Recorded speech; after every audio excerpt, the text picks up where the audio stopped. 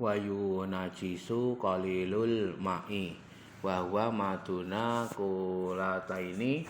kaisulam yakun waridan biwusuli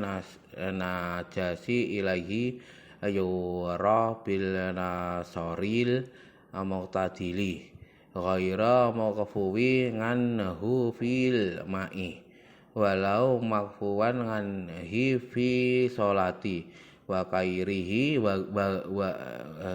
ka ghairihi min rutabin wa ma ni'in wa in kasara la biwusuli maitata la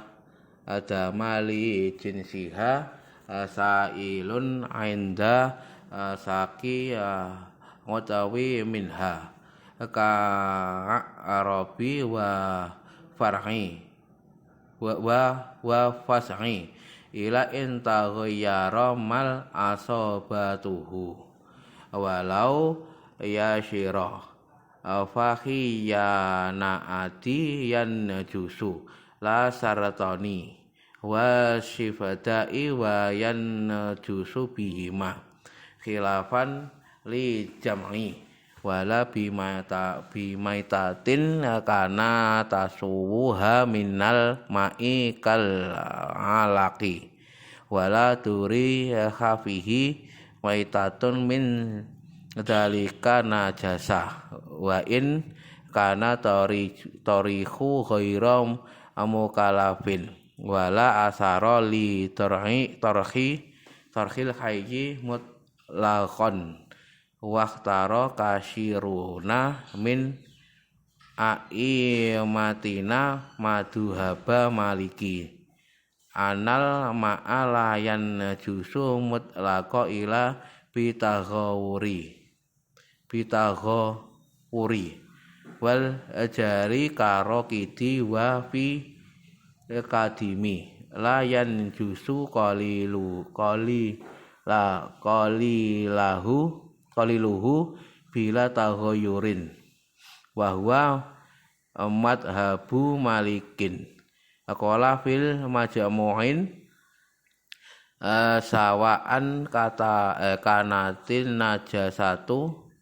amatiyatan au jamidatan wal ma'u qalilu it tanajasa yaturu bibulughihi kulataini walau bima'i mutanajasi khaisu la taghayyura bihi wal kashiru yadhuru bi zawali taghayyuri bi nafsihi au bima'i zida alaihi au nuqisa anhu wa kanal baqiyi kasirah. Air dalam jumlahnya sedikit, air yang jumlahnya sedikit yakni air yang kurang dari 2 kulah dapat menjadi najis bila air itu tidak dialirkan dengan sebab masuknya najis pada air tersebut dengan najis yang dapat dilihat dengan mata orang normal yang tidak dimakfu di dalam air walaupun dimakfu dalam sholat seperti halnya hukum selain air yakni dari perkara yang basah dan cair walaupun cairan yang berjumlah banyak tidak najis